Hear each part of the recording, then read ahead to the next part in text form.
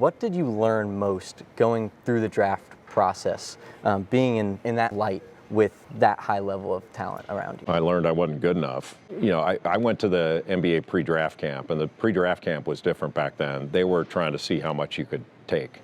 Now they measure you, do all this stuff, and you play. We played too, but it was brutal. When I was in high school, I thought I was as good as anybody.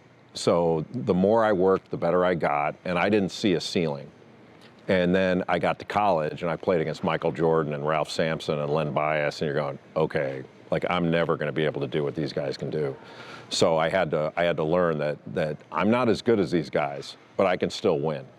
I can still do things that put us in a position to win.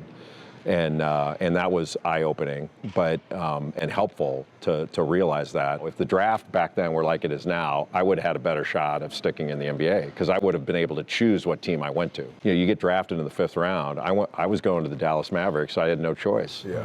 Dallas was the Pacific Division champions at the time, and they had 13 guaranteed contracts, so every contract was taken. I had no chance. None of us had any real chance to make the team. Yeah. So I left training camp to go and play overseas in Italy. So I played professionally 3 years in Europe, and that was my level. It was really interesting. I was a star in high school and kind of a celebrated player, and I was a role player in college. And that was an adjustment. And some people hear role player and they think limited.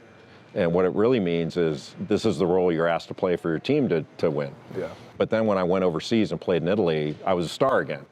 And it was really fun. It was fun to be a star again. Mm-hmm. But after I did that for 3 years, I kind of realized, if I'm going to play 10, 12 years over here until I can't walk anymore, what's it going to be like then? I'm not going to have, what am I going to do? I didn't think my undergraduate degree was going to be enough. Being away from the U.S. for that amount of time wasn't something I was really interested in. So I took a coaching job at Duke and went to law school at the same time and just decided that that's the path I want to take next.